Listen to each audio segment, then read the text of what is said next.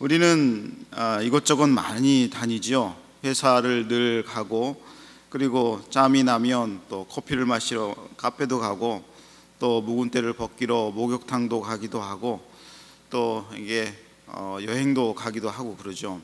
많은 우리가 돌아다닐 곳이 있죠. 그러나 우리에게는 그 많은 곳 중에서 가장 중요한 장소 세 가지가 있는 것 같습니다. 특별히 이 장소는 우리가 중요하다기보다는 하나님이 참으로 귀하게 여기는 장소 세 곳입니다.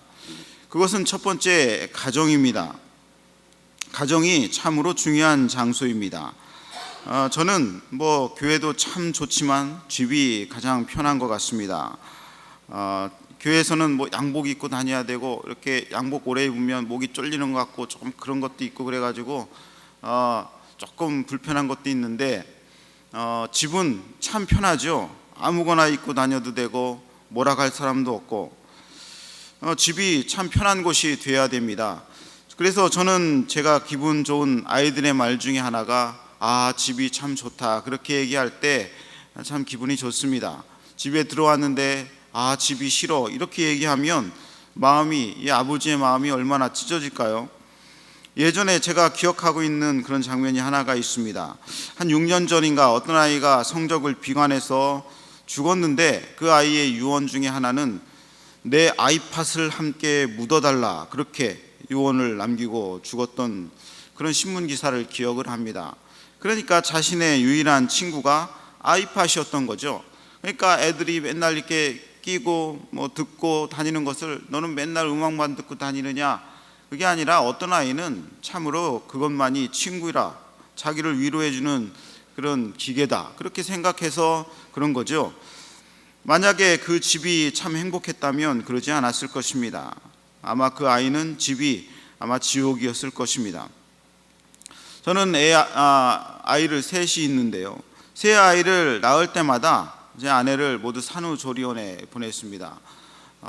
좀 어렵고 그랬지만 월급을 다 털어서 산후조리원에 싹 보냈어요.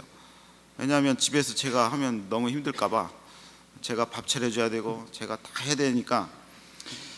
그래서 조리원에서 3주간, 그리고 이제 친정에서 1주간 했는데, 그래서 한 달을 이제 한총련, 한시적 총각연합회 한총련이 됐죠. 그래서 집에 있는데 한 2, 3일간은 참 좋아요. 왜냐하면 잔소리도 안 하고 이렇게 약간 귀찮게 두는 애들도 없고, 혼자서 책도 보기도 하고 평소에 하고 싶었던 것, 또 음악도 듣기도 하고 그러죠. 그런데 한 일주일이 지나면 이게 슬슬 참 마음이 괴롭습니다. 집에 들어가기가 쓸쓸하고, 들어가도 아무도 없고, 그래서 이제 자꾸 어디로 가요? 이제 산후조리원을 가는 거예요. 그 더운 방에서 낑겨서 이렇게 잡니다. 그리고 아침에 새벽에 나오고, 여름에, 우리 첫째가 여름에 낳았는데 그 여름에 그 아내는 한증막이야. 그런데도 거기서 자는 거예요. 왜 그러냐면, 제가 중학교 때까지는 부모님과 살다가 이제 고등학교 때에 이렇게 이제 제가 유학을 다닙니다. 타지로 이리저리 유학을 다니죠. 제가 시골에서 태어났기 때문에. 그러다 보니 늘 혼자 살았어요. 서울에 와서 대학 신학교 시절 대학원까지도 다 혼자 살고, 서울에 와서도 저희 친구 성수동에 있는 저희 친구 집에 제일 지하실, 햇빛 바늘구멍 하나도 없는 그 집에서 제가 몇 년간 살았죠. 그러니까 이게 늘 혼자 사니까 저는 결혼을 일찍 하고 싶었습니다. 그래서 어떻게 눈에 보이기만 하면 내가 결혼을 해야 되겠다, 그렇게 생각을 하고 그랬던 거죠. 그래서 결혼을 하고 보니까 참 좋았습니다. 왜냐하면 혼자 살지 않고 외롭지 않은 것이 참 좋았어요. 물론 부모님이 늘 기도하고 전화하고 하지만 보이는 것은 이제 혼자 사는 거죠. 방을 딱 들어가면, 어두컴컴한 방을 들어가면 나를 반겨주는 것은 바퀴벌레가 순간 기다리고 있다가 올 것이 왔구나 하고 잠깐 쳐다보다가 싹 없어지죠. 그거 기다리고 있고 그랬었습니다. 그러니까 가정이 사람들을 외롭지 않게 하고, 그래서 함께 살아갈 수 있는 행복감을 주는 곳이죠.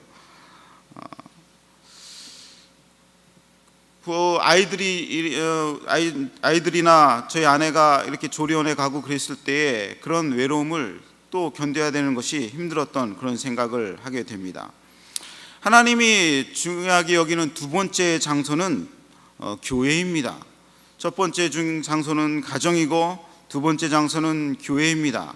우리가 가정을 귀하게 여겨야 되고 또 한 가지는 교회를 귀하게 여겨야 됩니다. 여러분, 교회를 귀하게 여기시기를 바랍니다. 하나님이 가장 중요하게 여기는 장소는 그리고 교회입니다. 교회는 좋은 목사님들이 있고 좋은 교육자들이 있어서 저는 교회가 참으로 즐겁습니다. 그러니까 새벽 기도 나오고 아침에 출근할 때에 교회 오는 것이 참으로 즐거워요. 왜냐하면 같이 가면 거기에서는 내 사역을 같이 얘기할 사람들이 있는 거예요. 우리 이 사역을 어떻게 할까?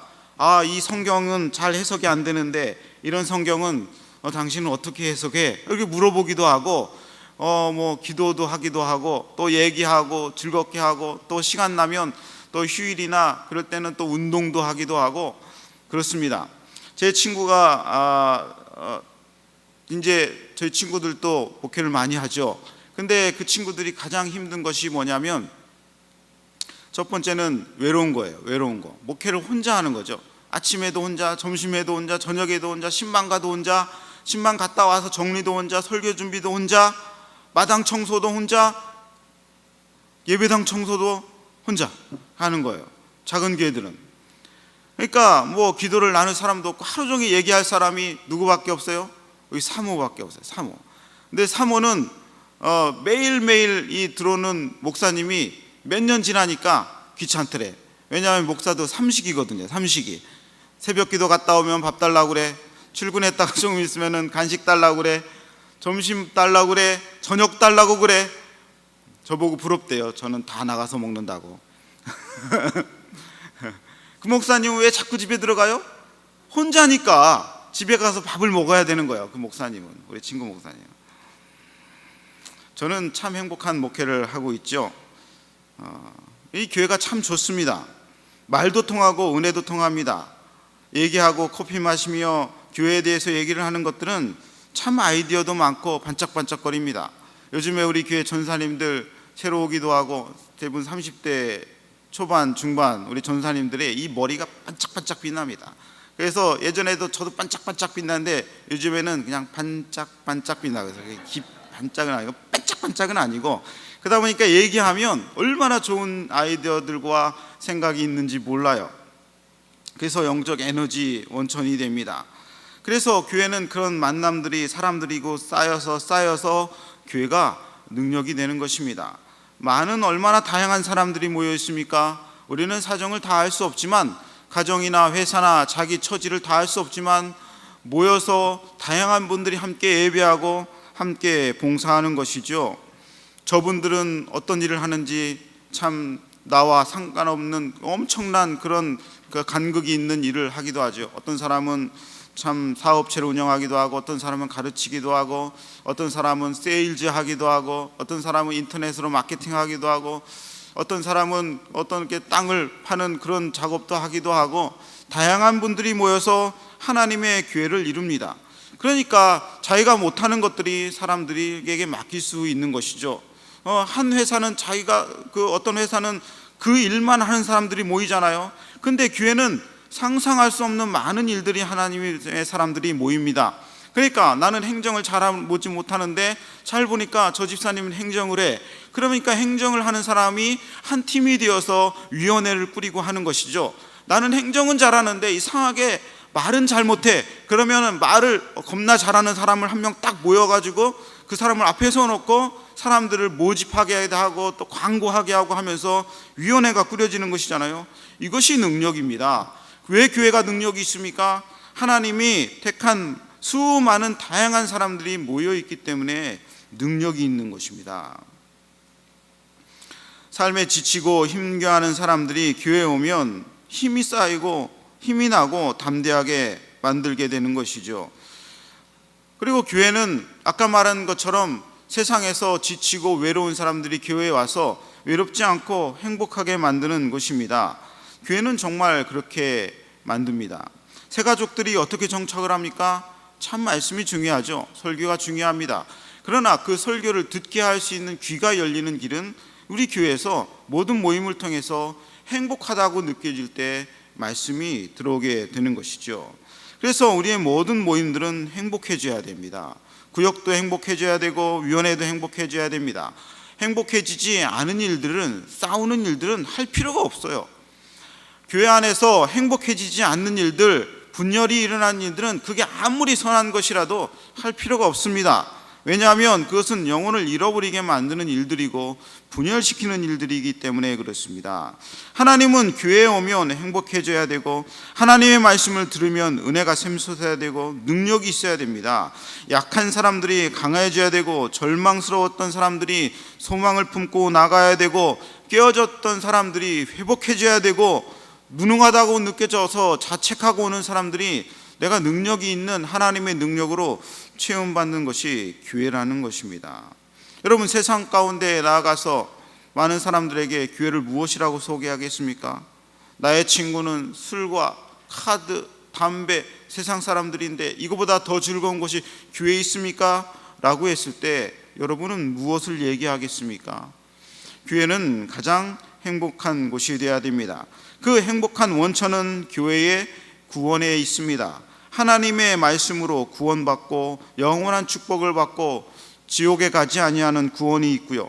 교회는 축복이 있습니다. 교회는 세상에서 얻지 못한 놀라운 축복들, 영적인 축복들을 다 받을 수 있습니다. 그리고 교회는 하나님이 계시기 때문에 이 모든 것을 받을 수 있습니다. 세상에 돌아가다 보면 안 계신 곳 없이 하나님 그러시지만, 세상에 하나님이 안 계신 곳도 많이 있습니다. 무소부지하시긴 하지만 하나님이 신경 쓰지 않는 그런 악한 곳이 많이 있습니다. 그러나 교회는 여전히 하나님이 계십니다. 빈 자리가 비었어도, 평일이어도, 그리고 바람이 불고 폭풍이 불어도, 그리고 지진이 나고 세상의 모든 일들이 일어나도 이 안에는 하나님이 계신 것이죠. 그래서 언제든지 하나님과 하나님이 택한 사랑하는 사람들을 만날 수 있는 것입니다. 그래서 교회가 참으로 귀한 것입니다. 교회가 떡이 나오냐 밥이 나오냐? 떡이 나오죠. 교육자실에는 늘 떡이 옵니다. 교회가 떡을 줘요, 떡을. 그래서 떡을 먹고 싶은 분들은요, 교회 오시기 바랍니다. 그래서 교육자실에 오면요, 떡이 있어요. 또 각 처에서 생일이라고 오시고 결혼했다고 오시고, 그래서 먹을 것이 있습니다. 떡도 나오고 밥도 나오고, 주일날 얼마나 밥이 맛있어요. 밥도 나오고 구원도 주고. 여러분들 교회 와서 목회자들과 친하게 지내시기를 바랍니다. 목회자들하고 친하게 지내지 않기로 작정한 사람들은 나는 신앙생활을 제대로 하지 않겠다, 이렇게 결심한 것과 동일합니다. 목사님들과 자주 전화하고 기도를 부탁하고 또 마음을 털어놓으시기 바랍니다. 그래도 목회자들이 가장 입이 무거워요. 입을 잘 잠그고 있는 그런 사람들이죠. 얼마든지 얘기할 수 있습니다. 기도 부탁할 수 있습니다. 또 신방도 자주 받으시기 바랍니다. 여러분, 신방도 필요하면 자주 받으세요.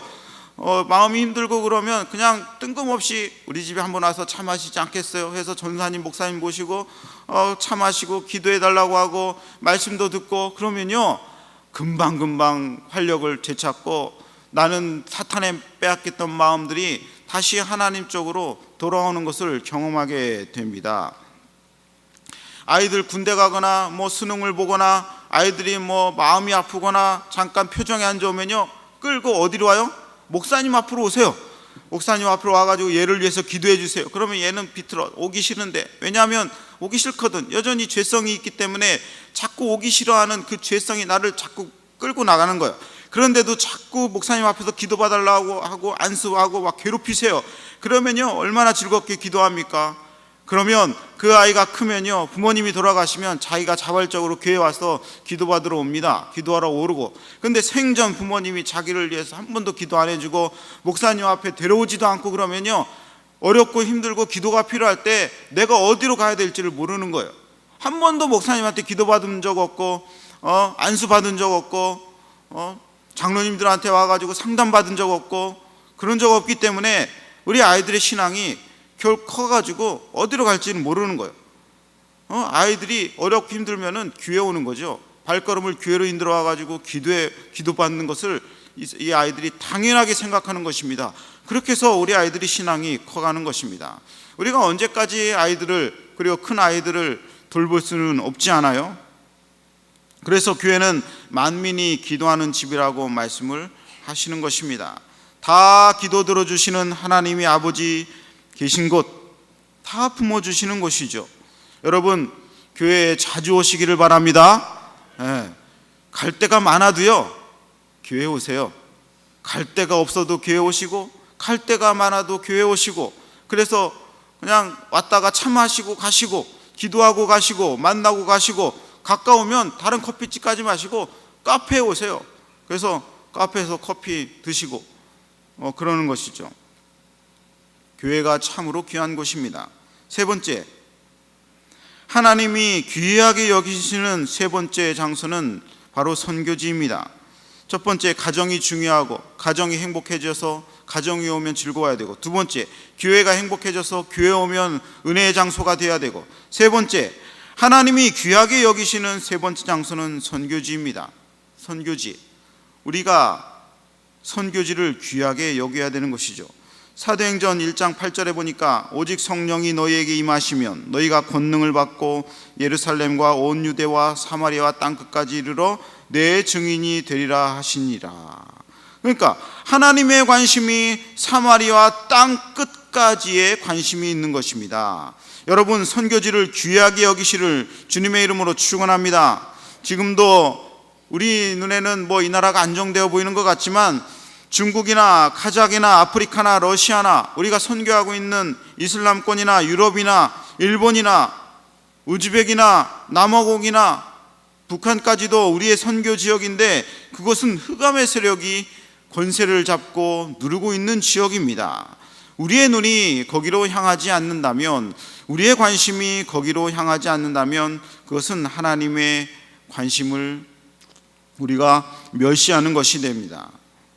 저는 이 오늘 선교 주일에 몇 가지 이 귀한 장소 선교지를 돌아보는 일들에 대해서 몇 가지 실천 사항을 여러분에게 알려드리려고 합니다.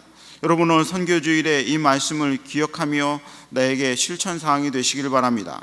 첫 번째는 우리의 모든 삶이 하나님이 관심이 있는 선교지를 향해서 사는 선교 지향적인 삶을 살아가는 것이죠. 우리의 인생의 모든 목적이 무엇입니까? 그것은 선교 지향적이 되어야 됩니다. 내가 오늘 하루에 가는 발걸음이 장소는 달라도 마음의 방향은 선교지가 되는 것입니다.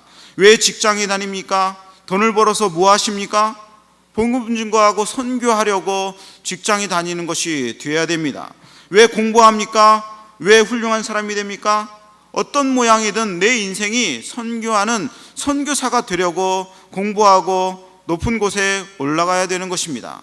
높은 곳에 올라가고 돈을 벌고 존경을 받고, 그래서 인생이 얼마나 대단하고 얼마나 자랑스럽습니까? 그러나 그 목적은 바로 내 인생이 더욱더 선교를 하기 위함이다. 그렇게 대답이 나와야 됩니까? 왜 그리스도인들이 정치를 합니까? 국회의원의 40몇 %인가가 그리스도인이래요. 한 새누리당에는 60%인가가 그리스도인이래요. 왜 정치를 합니까? 선교하라고 정치를 하는 것입니다. 내가 정치에서 선교하기 좋은 환경을 만들어 주기 위해서 정치하는 것이죠. 내가 가서 한마디라도 하나님의 복음을 전하는 것이 바로 내가 그곳에 올라가는 목적이 되어야 됩니다. 왜 교회 다닙니까? 왜 우리 가정이 안정돼야 됩니까? 그것은 든든한 안정과 교회가 되어서 선교에 올인할 수 있도록 하는 것입니다. 갈등이 생기고 분열이 있고 문제가 많은 교회는 결코 선교가 되지 않습니다. 선교에 쓸 여력이 내부적으로 다 능력이 소진되어 있기 때문에 그렇습니다. 그런데 교회가 하나 된 교회는 온전히 바깥으로 향할 수 있습니다. 선교지를 향해서 내 눈이 온전히 향할 수 있는 것이죠.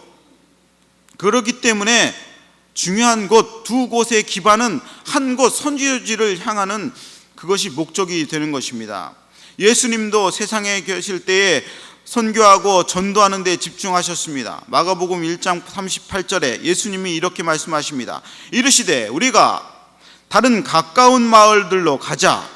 거기서 전도하리니 내가 이를 위하여 왔노라 하시고, 예수님이 가까운 마을로 가신 이유가 뭐예요? 전도하고 선교하기 위해서입니다. 그리고 예수님이 뭐라고 하십니까? 내가 이를 위해서 하늘에서 내려와서 이 땅에 왔노라. 뭐를 위해요? 전도하기 위해서 왔노라. 예수님이 그렇게 말씀을 하고 계시는 것입니다.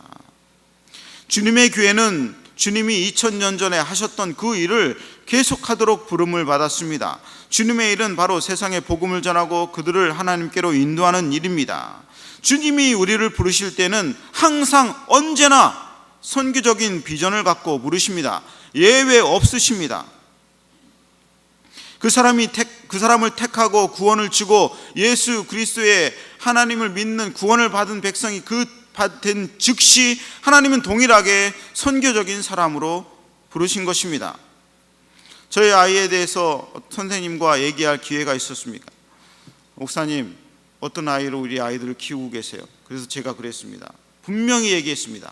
우리 아이들은 선교적인 선교사의 삶은 아이로 키울 것입니다. 선교사가 되면 좋고 안 돼도 무엇을 하든지 우리 아이들은 선교적인 삶을 살 것입니다. 그렇게 키울 것입니다. 제가 분명히 선생님에게 얘기를 했습니다. 그랬더니 선생님이 잘 이해가 안 가나 봐요. 우리의 목적은 무엇입니까? 일생 선교 인생을 사는 것입니다. 그래서 우리는 모든 마음이 선교가 돼야 됩니다. 교회를 세우는 일이 돼야 되고, 기도 제목 가운데 중요한 제목은 선교사를 위한 기도 제목이 돼야 됩니다. 바울이 그랬던 것을 볼 수 있습니다. 바울은 일생 동안 그 지역의 모든 것을 돌아다니는 것이 인생이었습니다. 4차 여행, 심지어 로마로 가기 위해서 방법이 안 되니까 죄수의 몸이 되어서 까지도 나는 로마에 가겠다, 그렇게 생각했던 것이 사도 바울이었습니다. 사도 바울의 이 온통 머릿속은 온통 선교로 가득 차 있었습니다. 베드로도 그랬고요, 모든 사도들이 다 그랬습니다. 여러분, 인생 자체가 선교의 인생이 되시기를 주님의 이름으로 축원합니다. 두 번째, 선교지를 귀하게 여기시기 바랍니다. 그것이 바로 우리의 선교의 삶을 사는 두 번째 방법입니다. 선교사를 귀하게 여기시기 바랍니다. 교회에 방문하는 선교사를 잘 대접하는 것이 저는 가장 훌륭한 선교 중에 하나라고 생각을 합니다. 몇 달 전에 중국의 남서부에 있는 운남성, 발음도 잘 안 되는 운남성에서 10년이 넘게 사역을 하는 공영훈 선교사님이라는 분이 우리에게 온 적이 있습니다. 저에게는 1년 선배기도 하고 친구기도 하고 그렇습니다. 잠깐 길게 주일날 얘기할 시간이 없어서 잠깐 나눴는데 우리 교회에 와서 너무 좋았답니다. 왜 좋았냐면 다른 교회 가면 이 선교사님을 약간 이렇게 찬밥 대접한대. 저것도 돈 받으러 왔네, 저것도 또 들어왔네, 저것도 선교한다더니 어디 이렇게 돌아다니는가, 이런 눈빛. 그러니까 이 사람들이 선교사의 눈치가 바삭한 거예요. 근데 우리 교회 오면 이게 자기를 반겨주는 분위기가 너무 좋다는 거예요. 그 얼마나 힘들어요. 운남성에서 위구르족, 그러니까 중국이 이렇게 크면 밑에는 운남성이 있고 위구르족이 저 위쪽 러시아 쪽에 있습니다. 이 사람이 위구르족까지 부름을 받고 가요. 그럼 오토바이를 타고 산을 넘어서 일주일을 가는 거야. 말이 일주일이지 그 오토바이 덜덜거리는 산길을 타고 일주일을 가서 거기에서 예배 인도하고 위로하고 그리고 다시 일주일을 털털거리면 와. 그럼 얼마나 힘들어요. 자동차도 아니고. 그러니까 얼굴은 늘 새카맣고 이 사람이 위구르족인지 구분을 못해. 사람들도, 중국 사람들도 그 구분을 못할 정도예요. 그렇게 왔는데 교회에서 그렇게 대접을 받으면 마음이 너무 아픈 거예요. 그런데 우리 교회는 차도 서로 사주려고 하고 밥도 서로 사주려고 하고 자꾸 모시려고 하고 자꾸 용돈도 주고 자꾸 얘기 들으려고 하고 힘이 된다는 거예요. 우리 교회에서는 어떤 확신이 들었냐면 내가 선교 사역을 잘하고 있구나, 내가 괜찮게 하고 있구나, 내가 선교가 외롭지 않구나, 그런 느낌을 받고 간다고 저에게 얘기를 했었습니다. 참 중요한 사역이죠. 잘하고 있는 것입니다. 그런 면에서 제가 얼마 전에 가봤던 안식관은 참으로 좋은 것입니다. 시설도 물론 좋지만 그것보다 선교사들이 쉴 수 있는 공간이 한국에 있다는 것이 참으로 좋은 것입니다. 많은 선교사들이 들어와서 갈 데가 없습니다. 호텔비 비싸고 여관비 비싸고 여관은 음침하고 기분이 안 좋고, 그러니까 가지를 않아요. 그러니까 자꾸 다른 얹혀 사는데, 얹혀 살면 밥 먹는 것도 눈치 보이고 그래요. 제 친구 목사가 안식관에 한 2주 머물렀는데 너무 좋았대. 왜 좋았냐? 뭐 방이 좋아서 좋았냐? 그런 것도 있지만, 한 2년 전에 안산에 있는 큰 교회에 자기가 안식관에 머무른 적이 있대요. 목사님이 들어오라고 그래요. 근데 그 안식관이 어디 있었냐면 교회의 안에 꼭대기층에 있는 거예요. 교회 안에 꼭대기층에 있는 거예요. 뭐 안식관이 있으니까 자기는 좋다. 그러고 들어갔는데, 들어가서 이제 우리 뭐 텔레비전을 보려고 텔레비전을 찾았더니 텔레비전이 없어요. 텔레비전이. 무슨 선교사가 텔레비전을 보냐, 아마 이렇게 생각을 했던 것 같아요. 텔레비전이 없어. 그 저녁에 들어갔는데 멀뚱멀뚱. 뭐 선교사가 맨날 성경만 보고 맨날 기도합니까? 뭐 그러지 않죠. 그래서 일주일 동안 텔레비전이 없이 지내. 그러니까 텔레비전을 없으니까 바깥에 나가서 커피 한 잔 먹어야 됐다 해가지고 내려와가지고 나가려고 했더니 교회 문이 잠겨 있어. 교회 문이 잠겨 있어. 문을 못 열어. 바깥을 못 나가. 저녁 8시가 됐는데 못 나가. 그래서 자기가 혼자 다시 터벅터벅 와가지고 거기 있어. 그래서 이제 일찍 잤어요. 일찍 잤는데 쿵쾅쿵쾅쿵쾅쿵쾅 소리가 들려요. 무슨 소리예요? 새벽 5시가 되니까 밑에 본당에서 새벽 기도를 드리네. 선교사가 새벽 기도를 죽으라고 인도하고 쉬러 왔는데 마음이 갈등이 일어나는 거예요.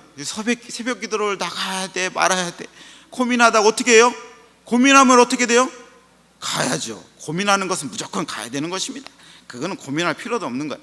가가지고 기도하면, 그럼 담임 목사님이 목사님 우리 선교사님 나오셨네, 또 일으키면 꾀제제 하고 그냥 추리닝 입은 일구로 또 일어나. 2주일 동안 죽는 줄 알았대요. 선교지에 왔대. 선교지에서 더 악한 선교지로. 우리 교회가 참 편하대요. 우리 안식관에 들어가면 지하철이 있지, 편의점이 있지, 도심이 있지, 친구들 얼마든지 오지, 새벽 기도 나오라고 얘기 안 하지. 얼마나 편하게 지나고 즐겁게 지내는지 모르요. 선교사를 귀하게 여길 때, 선교사를 귀하게 여기고 그들의 입장에서 생각하는 거죠. 왜냐하면 내가 가야 되는데 그 사람들이 대신 가는 거예요. 하나님은 그 지역에 반드시 보내야 되는데 그 사람을 보내는 거예요. 그 사람이 안 가면 누가 돼야 돼요? 여러분이 가야 돼요. 제가 가야 돼요. 제가 그러니까 자꾸 보내는 거예요. 제가 안 가려고. 왜냐하면 내 대신 가는 거기 때문에 그렇습니다. 그러니까 내가 간 심령으로 그 사람들을 대접해야 되는 것이죠. 나그네로 대접하는 것이 아니라 내 분신처럼 돼야 되는 것입니다. 그 친구가 이렇게 카카오 스토리의 얘기를 기록해 놨어요. 중국에 있으면 한국에서 온 나그네 같고 한국에 있으면 중국에서 온 나그네 같네요. 얼마나 마음이 아픈 글입니까? 여러분, 세 번째 실천 사항은 선교지와 선교사를 위해서 기도하시기 바랍니다. 세 번째 중요한 일입니다. 우리의 기도 제목에 선교사를 위한 기도가 꼭 포함되어야 한다는 것입니다. 왜냐하면 그들은 늘 위험에 노출되어 있기 때문입니다. 올해 이금춘 선교사님이 들어왔었는데 그 사모님이 병원 치료를 받기 왔어요. 왜 들어왔냐고 물어보니까 이 사람이 한국 사람인 줄 알고 퍽치기를 한 거예요. 퍽치기. 뒤에서 돌로 쳐가지고 사모님을. 한국 사람이 돈이 있는 줄 알고, 선교사가 무슨 돈이 있어요. 그러니까 이 사모님이 뇌지탕을 일으켜가지고 거기서는 도저히 치료받을 곳이 없으니까 한국에 들어왔어요. 그러니까 한국에 들어오니까 우리 교회가 다 치료해주고 위로해주고 마음껏 쉬게 하고, 그리고 다 치료받고 또 선교지로 돌아갑니다. 나 같으면 안 돌아갈 것 같은데 그리고 또 돌아가는 거예요. 그러니까 우리가 기도해야 되는 것입니다. 얼마나 위험이 많습니까?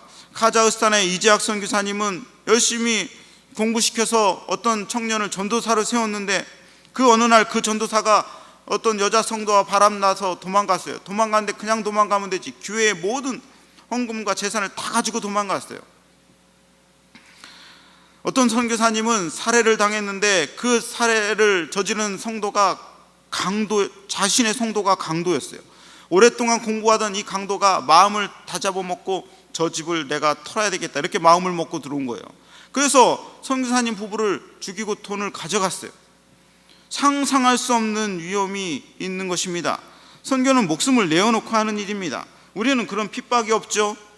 그러나 대부분의 나라에서 더 심해지고 있습니다. 많은 나라에서 이런 위험들이 얼마든지 노출되어 있습니다.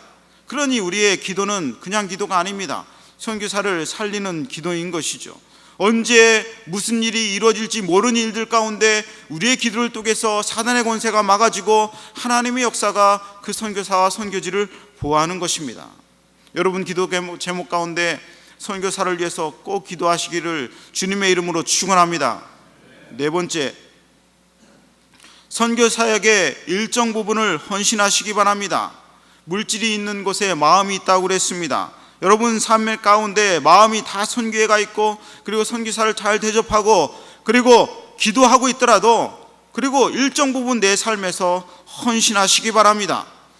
제 아내가 지하철을 탔는데 이런 여자들의 얘기를 들었대요. 야, 나 이번 달에 카드값 나왔는데 커피값이 60만 원 나왔어요. 60만 원.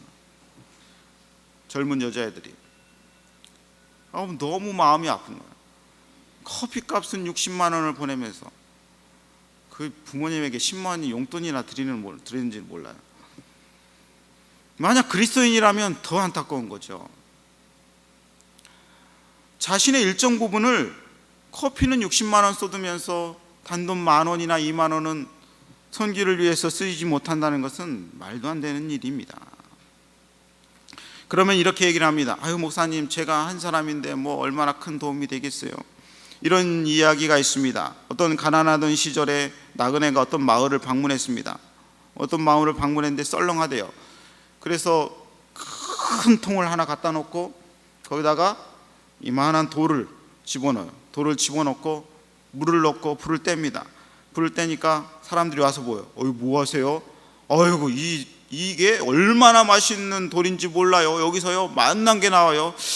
그런데 여기에 양파가 있으면 좋겠네. 그러니까 그래 우리 집에 양파가 있는데 하고 양파를 갖고 오는 거예요. 양파를 넣으니까 빛깔이 좋아져. 그러니까 좀 있다가 선교사가 또 그 나그네가 얘기해요. 야, 여기에 고춧가루가 있으면 좋겠네. 그러니까 양념을 또 고춧가루 있는 집에 가지고 와. 소고기만 있으면 진짜 맛있겠네. 그러니까 소고기를 또 가지고 와. 자기 집에 있는 소고기 가져오고 양파 가져오고 고춧가루 가져오고 양념 가져오고. 그러다 보니까 이 큰 통이 엄청난 맛있는 죽이 되는 거예요. 그러니까 사람들이 와가지고 그릇 한 그릇씩 가져와가지고 자기 죽을 떠먹어요. 너무 맛있게 먹었어요. 또 이런 이야기가 있습니다. 어떤 마을에 축제가 열리는 거예요. 축제가 열리니까 우리 집에 포도주가 필요하다. 여러분들 자기 집에 있는 포도주 다 갖고 와가지고 우리 포도주 잔치를 합시다. 큰 통에다 넣으세요 하고 했더니 사람들이 다 포도주를 넣은 거예요. 거기다가.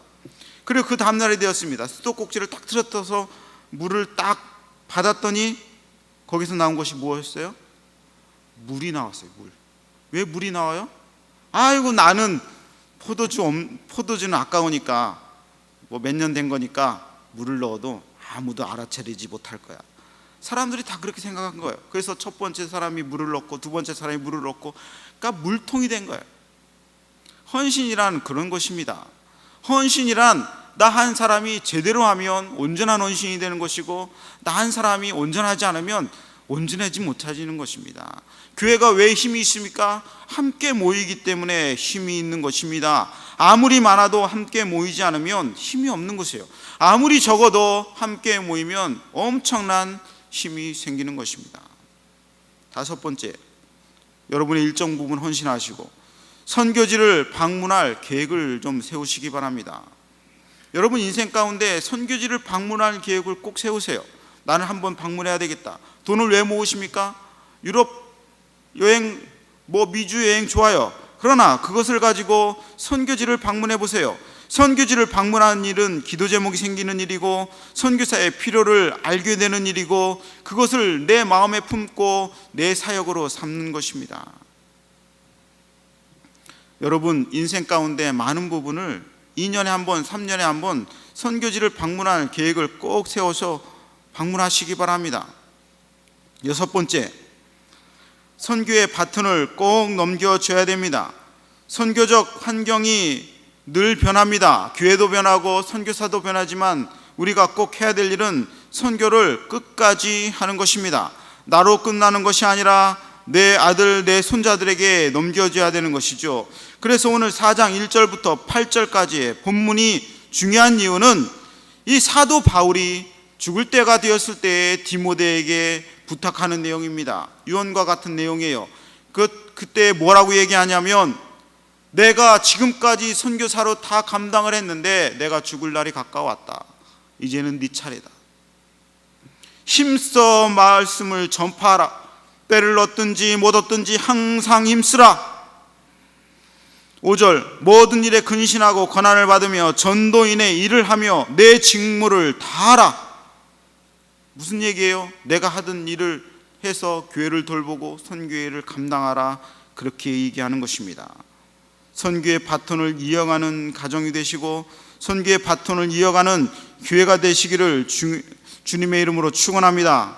하나님이 중요하게 여기시는 곳은 세 곳입니다. 첫 번째 뭐라고요? 가정. 두 번째 뭐라고요? 교회. 이 두 곳이 목적이 어디를 향해야 된다고요? 선교지. 두 곳을 축복해 주는 목적이 선교지. 두 곳을 가정을 튼튼하게 하고 행복해 주는 목적이 선교지를 향해서 우리의 눈이 올려져야 되기 때문에 그렇습니다. 오늘 말씀을 통해서 은혜를 받으신 분들, 이 모든 실천 사항을 다 하시고 또 오늘 선교 작정 시간이 있습니다. 액수 중요하지 않습니다. 할 만큼 꼭 하시기 바랍니다. 정하지 못한 분들은 이름만 써서 내세요. 그리고 기도하고 정하세요. 그것이 하나님의 나라를 위해서, 그리고 내 대신 가 있는 선교사들을 위해서 우리가 할 수 있는 최선이며 또 최소한의 일입니다. 기도하시겠습니다.